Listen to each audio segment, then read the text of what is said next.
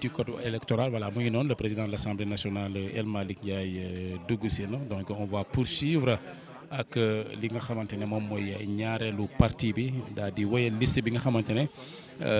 moom lañ doon dérouler mooy ñi jëloon décision ngir mën a addu ci modification article L29 L30 tey mën nañ nag constater ne que l'absent le plus présent fii ci assemblée nationale mooy le premier ministre Ousmane Sonko gannaaw bi nga xamante ne ñi fare ci kujje gi l'opposition parlementaire notamment dañu jàpp ne rek groupe parlementaire Pastef les patriotes bu introduire ab projet de loi bi ni mel ngir xàllal yoon ki nga xamante ne moom mooy le premier ministre Ousmane Sonko moom moo ko tax a jóg donc loolu yëpp ci kanamu ki nga xamante ne moom mooy le ministre de l'intérieur le premier policier su fekkee mën nañ ko waxee noonu Mouhamadou Bamba Cissé mi nga xamante ne moom moo ñëw justement en tant que représentant du gouvernement ngir mën a défendre li nga xamante ne moom mooy la proposition de loi ñeel donc modification article L29 L30 mbokk yi mi ngi noonu le président de l'Assemblée nationale dugg si na donc ñu bàyyi leen ngeen suivre li nga xamante ne moom mooy ñaareelu partie li nga xamante ne moom mooy modification article L29 L30.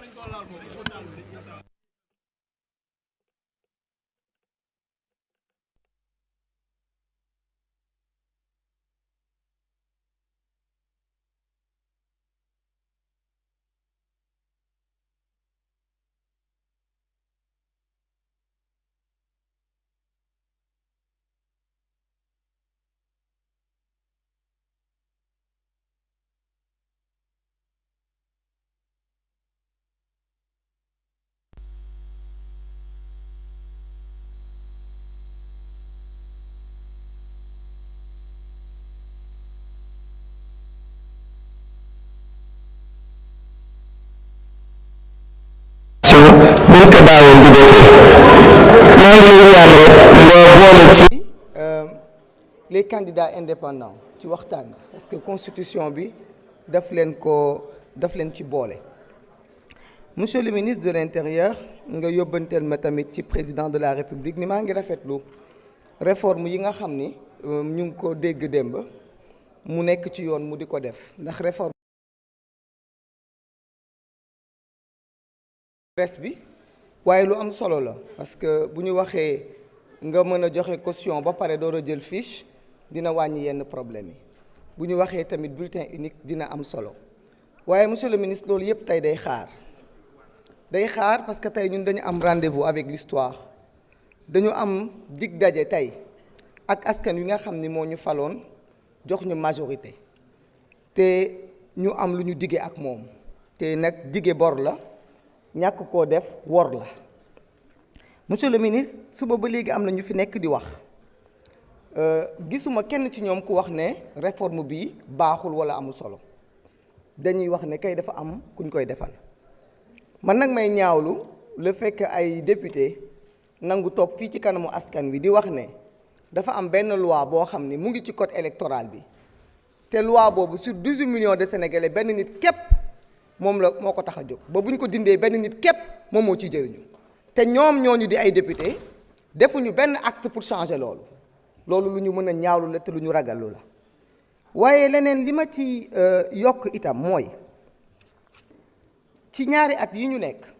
gisuma sunu kujje politique bi benn acte bu ñu teg pour demander processus électoral bi mu leer wala def ay exigences ñu def parce que ñoom dañoo xam ne réew mi dootuñu fi falu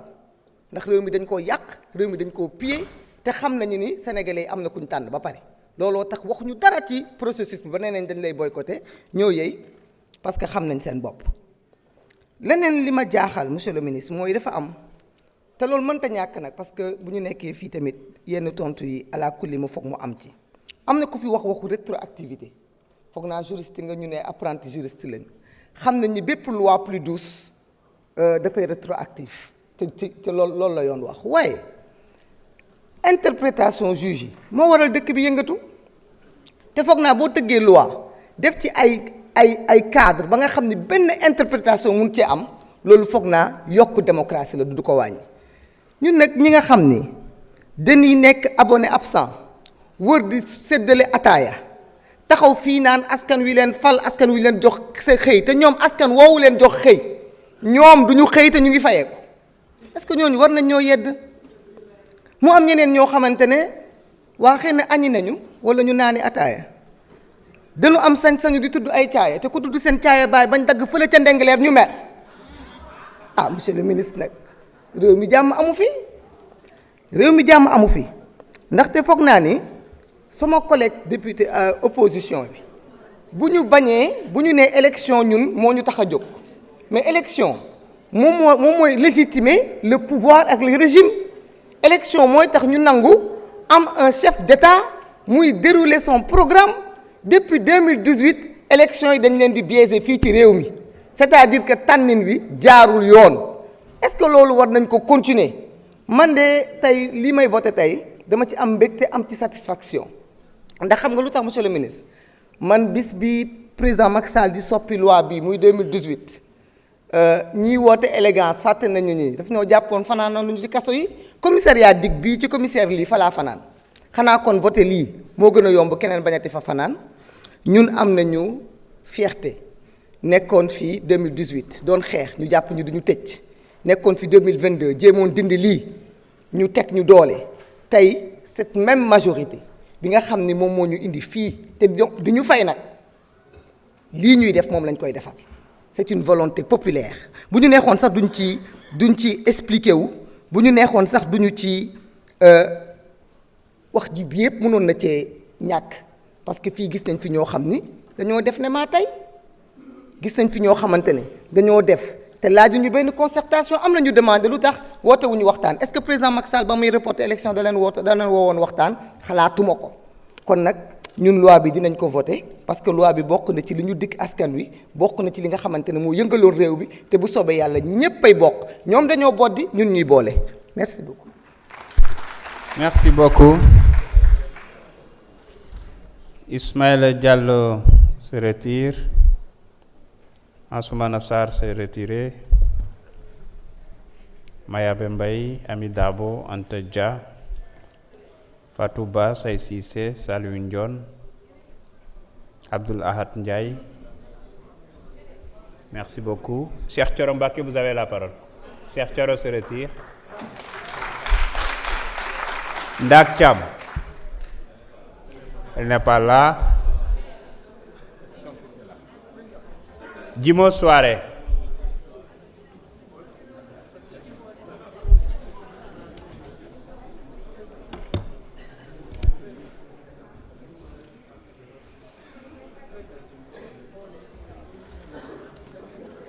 Je vous remercie, Monsieur le Président de l'Assemblée nationale, Monsieur le ministre de l'Intérieur et de la Sécurité publique, Mesdames et Messieurs les hauts fonctionnaires et fonctionnaires, chers collègues, Mesdames, Messieurs, assalamu alaikum wa rahmatullah. Monsieur le Président, j'avais juste quelques questions par rapport à cette proposition de loi de nos collègues du groupe parlementaire PASTEF. La première question est relative à la position du Président de la République, clé de voûte de nos institutions. Vous avez brandi tout à l'heure une lettre-réponse du Président de la République et je voudrais connaître quand même l'avis du Président de la République sur cette question. Hier, nous avons vu un communiqué de la Présidence de la République, mais je voudrais quand même prendre connaissance, et je pense que les Sénégalais aussi sont dans la même situation, prendre connaissance en tout cas de la teneur de cette lettre. Qu'est-ce que le Président de la République, chef de la majorité, pense de cette proposition de loi? Quel est son avis? Je pense que vous avez la lettre, le ministre de l'Intérieur aussi est là, en tout cas comme représentant du gouvernement, et ce gouvernement est le gouvernement du président Bassirou Diomaye Diakhar Faye. Monsieur le ministre de l'Intérieur, qu'est-ce que le président de la République pense en tout cas de cette proposition de loi? Si l'on se réfère en tout cas au communiqué de la présidence d'hier, c'est qu'il n'est pas en phase, je suppose, en attendant en tout cas de connaître la teneur de cette lettre. Et si le président de la République n'est pas d'avis, si le président de la République, clé de voûte de nos institutions, qui est le chef de la majorité parlementaire, n'est pas d'accord avec cette proposition de loi, c'est que nous sommes tout simplement dans une crise institutionnelle et le Sénégal pouvait se passer d'une crise institutionnelle. Monsieur le Président de l'Assemblée nationale,